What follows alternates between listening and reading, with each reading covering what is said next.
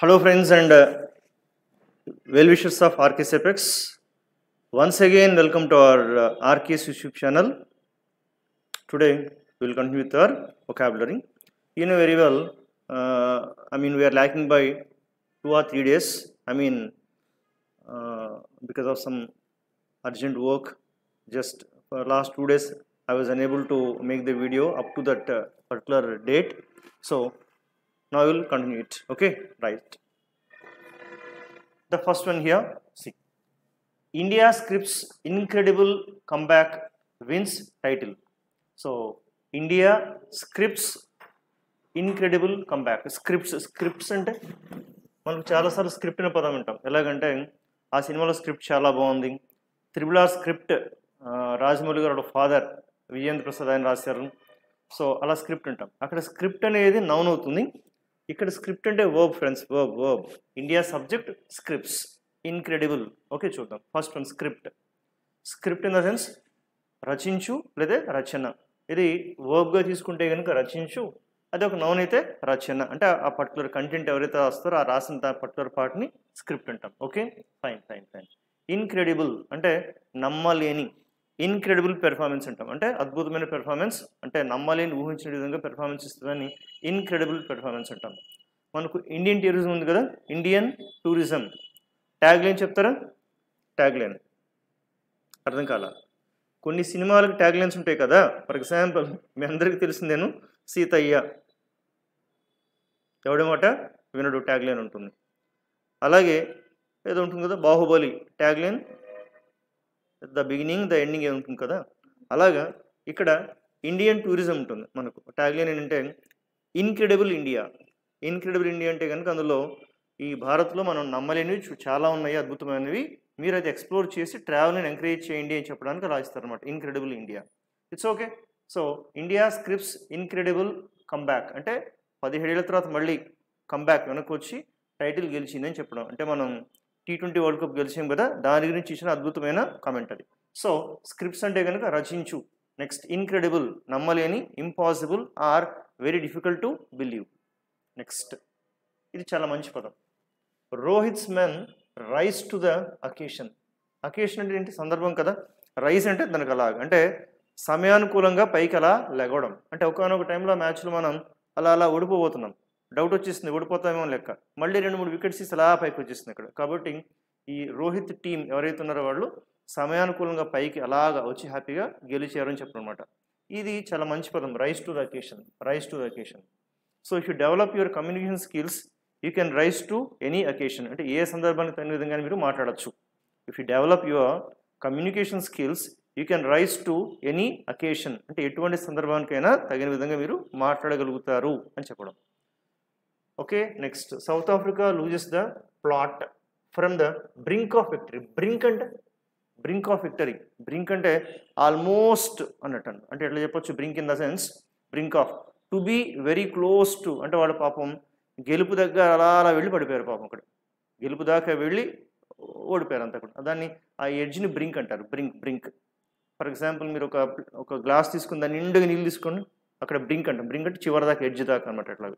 అలాగా to be very close to. So ఈ 4 words check చేసుకుని చాలా మంచి పదాలు. మరి స్క్రిప్ట్ రచించు. ఎలాగా? The film is scripted and directed by Sekhar Kammula. అంటే ఆ సినిమా స్క్రిప్ట్ రచించింది, దాన్ని డైరెక్ట్ చేసింది రెండు అతనే. So the film is scripted and directed by mister Shekhar Kammula. The latest missiles can be fired with incredible accuracy. ఇది ఇన్క్రెడిబుల్ కోసం. The latest missiles can be fired with incredible accuracy. Accuracy అంటే exact point. అంటే missiles ఇలా వదులుతున్నారు, ఏ point దగ్గర అది వేసి blast చేయాలి, ఆ ఎగ్జాక్ట్ పాయింట్ కనుక్కొని అక్కడే వేసేయచ్చు. ఎగ్జాక్ట్ పాయింట్ ఎక్కడుందో అక్కడే కనుక్కొని మనం దాన్ని యూజ్ చేసేయచ్చు అని చెప్తున్నారు అంతా కూడా. Okay, 1 minute.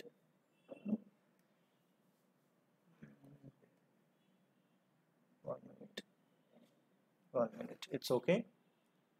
So right, let me continue this YouTube video. My dear online students, the class begins at 7 o'clock. So if you want to stay back, please stay and watch it. But your class begins at 7 o'clock. Okay, try to understand. Good. Let me continue with this YouTube video. Good. Right. The latest missiles can be fired with incredible accuracy. Incredible అంటే నమ్మలేనంత, plus accuracy అంటే కనుక exact point of వ్యూలో అది ఎలాగ blast చేయగలుగుతుంది అని చెప్పడం అంతా కూడాను. Clear. Next one, in the exam she rose to the occasion and wrote a brilliant essay. అంటే ఇక్కడ రైజ్ టు ద అకేషన్ అంటే కనుక కేవలం ఒక ఏదో బ్యాటింగ్ చేయడమో లేదా మాట్లాడమో కాకుండా రాయడానికి కూడా వాడారు ఎగ్జామ్లో కూడా. So there in the exam she rose to the occasion and wrote a brilliant essay. అద్భుతమైన ఎస్సే కూడా రాయగలిగారు. అంటే ఆ సమయానికి సందర్భానికి తగిన విధంగా అర్థం చేసుకొని చాలా ఈజీగా బాగా చక్కగా రాయగలిగారు అని చెప్పడం. So friends, like this understand script, incredible, rise to the occasion and brink of. Clear. The next, brink of. On the brink of collapse అంటే పడిపోయే చివర్లో. On the brink of war, on the brink of death అంటే మరణానికి చేరువలో దగ్గర లాస్ట్కి వచ్చేసరికి. In the brink of disaster అంటే అది పడిపోయడం కానీ నష్టం జరిగేటువంటి చివరి క్షణంలో అని సెన్స్లో వస్తుంది ఇక్కడ. Brink of. See here, he has pulled the company back from the brink అంటే కంపెనీ కొలాప్స్ అయిపోయే స్థితి నుంచి ఆయన వెనక్కి లాక్కొచ్చాడు దాన్ని అంతా కూడా. So he has pulled the company back from the brink అంటే he has saved it from disaster అంటే ఆ పెద్ద ఆపద నుంచి లాక్కొని మళ్ళీ బయటికి తీసుకొచ్చాడు అని చెప్పడం అంతా కూడా. ఇలాగ ఫ్రెండ్స్ ఇది పదాలు. Next one, 2 men lynched in Kolkata in separate incidents or suspicion of cell phone theft. ఇక్కడ 2 men lynched అంటే మీరు అర్థం చేసుకోవాలి, 2 men were lynched అని అర్థం. అంటే ప్యాసివ్ వాయిస్లో మనకు బీ ఫామ్ని ఇక్కడ హెడ్లైన్స్లో ఇవ్వరు. ఎందుకు లించ్ అంటే ఏంటి? లించ్ అంటే కనుక కొంతమంది గ్రూప్ ఆఫ్ పీపుల్ ఒక మనిషిని పట్టుకొని కొట్టి చంపాడు అనమాట, ఇక్కడ తీవ్రంగా గాయపరచడం. ఇట్లాంటి కేసెస్లో ఏమవుతుందంటే కనుక ఎవరి మీద కేసు పెట్టడానికి కుదరదు, అంటే గ్రూప్లో వెళ్ళిపోయింది అంతా కూడా అలాగంతా కూడా. ఇది కొంచెం టఫ్ అవుతుంటుంది ఇక్కడ. ఇది లించ్ అనే పదం ఎక్కువగా వాడుతుంటారు. కాకపోతే ఇక్కడ చూడండి, ఇక్కడ 14 persons were arrested for killing అని ఇక్కడ 14 మందిని అరెస్ట్ చేశారు. 14 ఎవడు కొట్టాడు ఏంటో ఎవరు తెలియదు, గుంపులో అయిపోయింది అంతా కూడా. అట్లాగా సస్పిషన్ మీద అరెస్ట్ చేస్తారు. బట్ లించ్ అంటే కనుక ఓవరాల్గా ఇది మీనింగ్ అక్కడ ఏమది.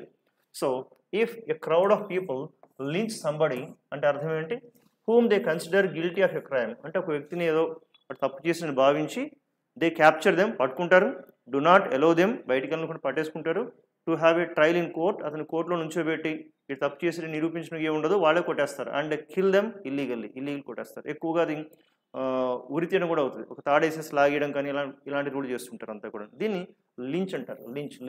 లించ్ మాబ్ అంటాం కదా, మాబ్ గుంపు మూక అల్లరి వాళ్ళంతా ఒకసారి పడి అలా చంపేస్తుంటారు, అటువంటి దాన్ని లించ్ అంటారు. ఒక ఫోటో చెప్పాలంటే కనుక ఇది ఇలా ఉంటుంది అన్నమాట. ఇక్కడ ఇతను ఇక్కడ చంపబడుతున్నారు.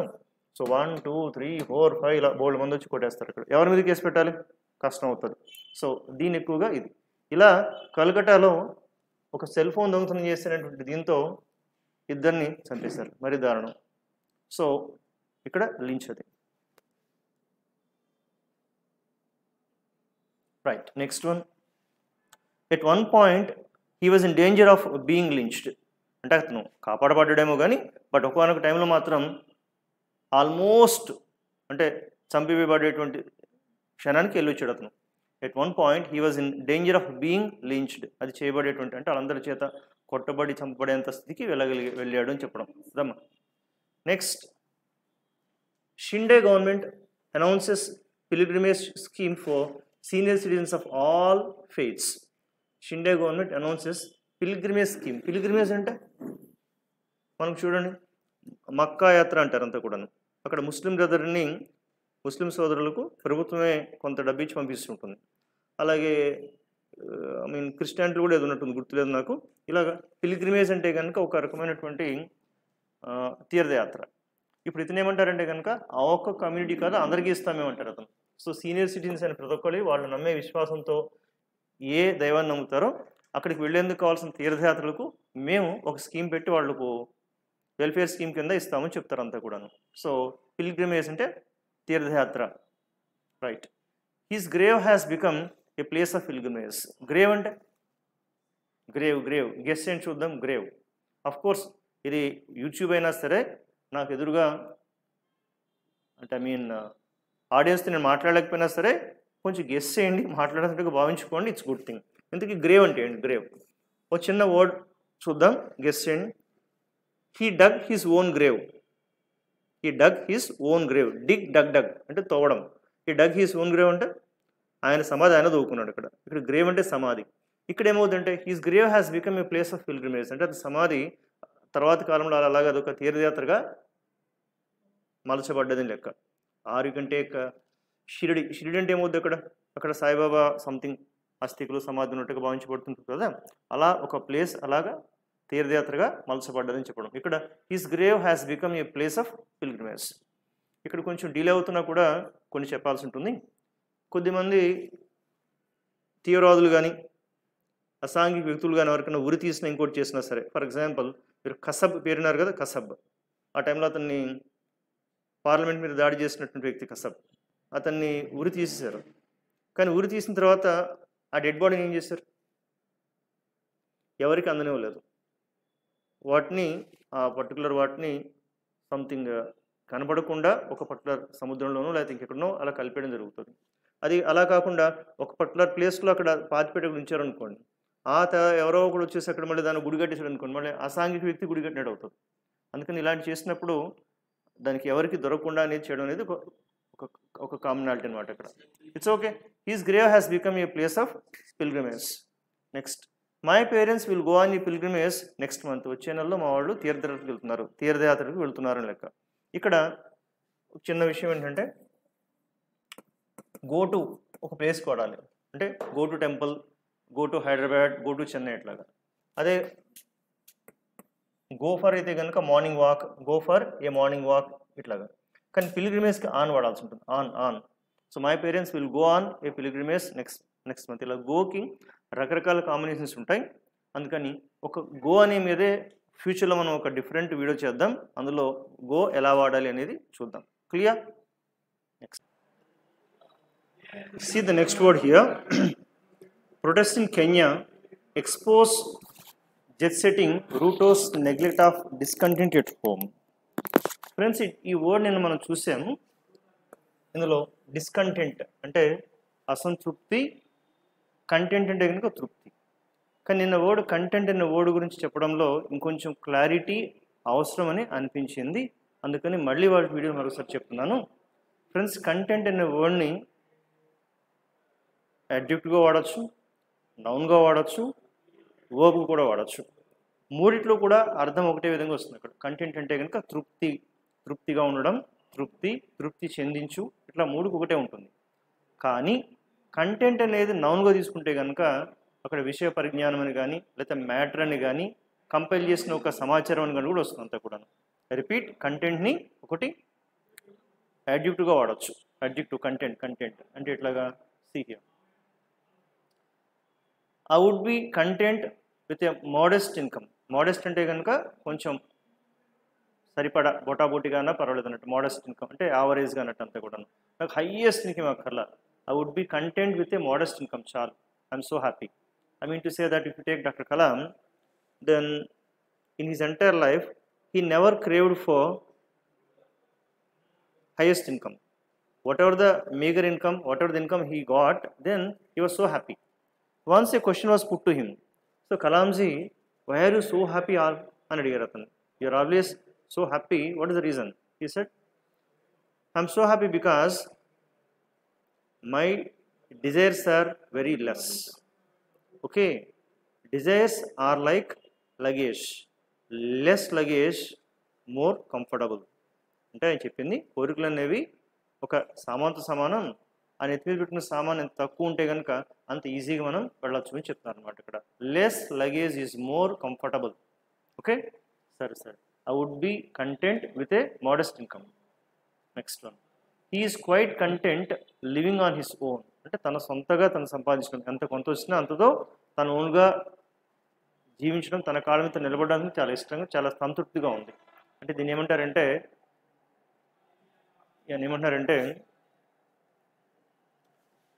he is so happy standing on his own feet rather than kneeling at others.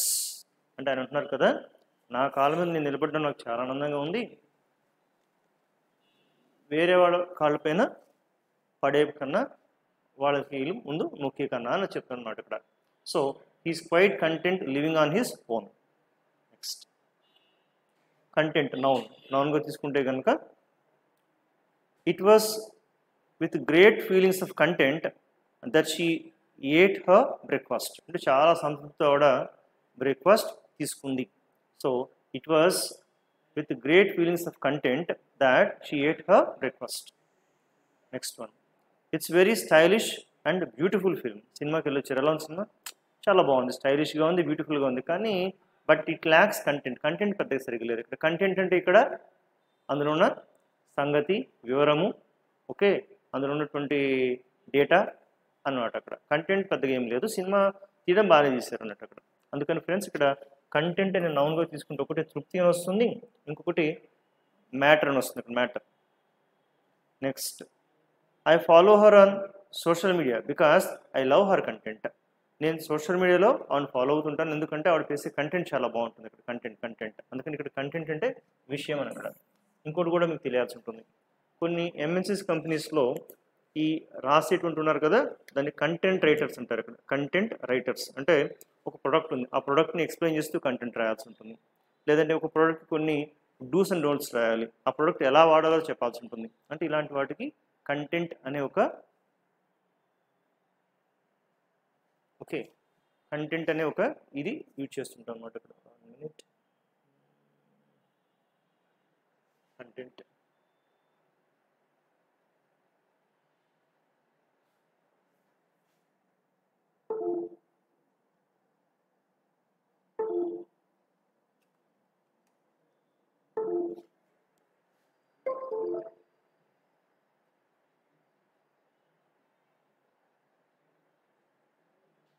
సరే, ఇట్స్ ఓకే. కెమెరా సెట్టింగ్ ఒకటి మారింది, నో ప్రాబ్లం. ఈ కెమెరాతో అడ్జస్ట్ అవుదాం. ఫైన్. ఇక్కడ కంటెంట్ అంటే కనుక ఇలా వస్తుంది. నెక్స్ట్, వర్బ్గా కూడా వాడచ్చు కంటెంట్ని అక్కడ. ఎలాగా? My vocabulary explanation seems to content you. My vocabulary explanation seems to content you అంటే నేను ఎక్స్ప్లెయిన్ చేసే విధానం మీకు సంతృప్తిగా ఉందని నేను అనుకుంటున్నాను, భావిస్తున్నాను అని చెప్పడం అన్నమాట ఇక్కడ. సో ఫ్రెండ్స్, అర్థం చేసుకుంటే కంటెంట్ అనే వర్డ్ అడ్జెక్టివ్గా వాడచ్చు, నౌన్గా వాడచ్చు, వర్బ్గా వాడచ్చు. అన్నిటి కూడా ఒకటే మీనింగ్, తృప్తి అని వస్తుంది ఇక్కడ. కానీ ఇదే కంటెంట్ నౌన్గా తీసుకుంటే కనుక విషయము లేదంటే మ్యాటర్ అని వస్తుంది కూడా. Clear? Right.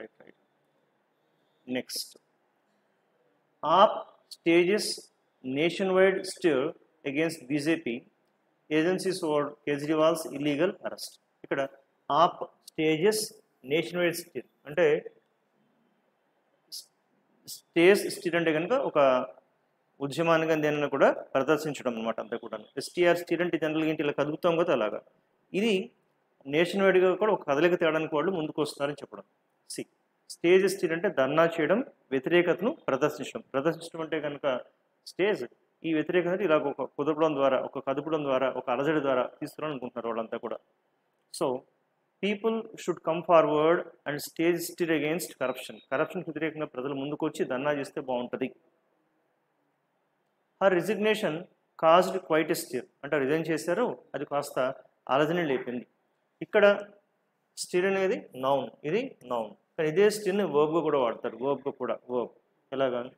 There was quite a stir about the book. ఇది కూడా ఒక నౌన్గా వాడుతున్నాం. There was a quiet a stir about the book అంటే ఆ పుస్తకం గురించి కాస్త దుమారం కానీ గొడవ కానీ లేగుతుంది అని చెప్పడం అంతా కూడా. ఇది వర్బ్ అయితే కనుక the old man stirred in his chair, ఆ చైర్లో కొంచెం అటు ఇటు కదులుతున్నాడు అంతా కూడా. ఇక్కడ స్టిర్ అంటే కలవడం అంటే కొంచెం ఊగడం. The old man stirred in his chair. That music stirred some old emotions అంటే ఆ మ్యూజిక్ నాలో ఉన్న కొన్ని పూర్వకాలపు భావోద్వేగాల్ని మరొకసారి కుదిపింది అంటే గుర్తుకొచ్చి అన్నట్టు అంతా కూడా. The music stirred some old emotions. Next, Bengal governor files defamation suit in high court against Mamata. So Bengal governor files, fame అంటే ఏంటి? ఫేమ్ అంటే కనుక కీర్తి ప్రతిష్ఠ, డిఫేమ్ అంటే కనుక వాళ్ళ కీర్తి ప్రతిష్టలకు భంగం తీసుకురావడం. సో సూట్ అంటే కనుక ఒక కేసు వేయడాన్ని, దావా వేయడాన్ని సూట్ అంటాం. ఇక్కడ డిఫమేషన్ కేసు అంటే కనుక పరువు నష్టం దావా వేయడం. ఓకే, ఫేమ్ అంటే కనుక అతని కీర్తి, పరువు, దాని మీద డిఫేమ్ అంటే బురద జల్లుతున్నారు కాబట్టి దాని మీద వాయిదా వేయడం. అంటే కేసు వేయడం. పరువు నష్టం కేసుని డిఫమేషన్ సూట్ అంటారు ఇక్కడ, defamation suit. So he sued the news paper. Sued అంటే కనుక SU, I will sue you అంటే మీ మీద కేసు వేస్తాను. షూ అంటే కేసు వేయడం. So he sued the newspaper for defamation of character అంటే అతని క్యారెక్టర్ని కొంత కించపరుస్తూ చేసినందుకు వాళ్ళపైన ఇతను న్యూస్ పేపర్ పైన ఒక కేసు వేశాడు. She threaten to sue members of the committee for defamation అంటే తన గురించి తప్పుగా పరువు తీసే విధంగా రాస్తున్నందుకు ఆవిడ వాళ్ళు బెదిరిస్తుంది, మీ మీద నేను కోర్టులో కేసు వేస్తానంతా కూడా. She threaten to sue members of the committee for defamation. Clear? So friends, this is all about our today's video. Unfortunately, today's video got some technical glitches or some technical disturbances. Anyway, no problem. Hope you have understood this. With one more vocabulary video, we shall see tomorrow. Thank you. Bye bye.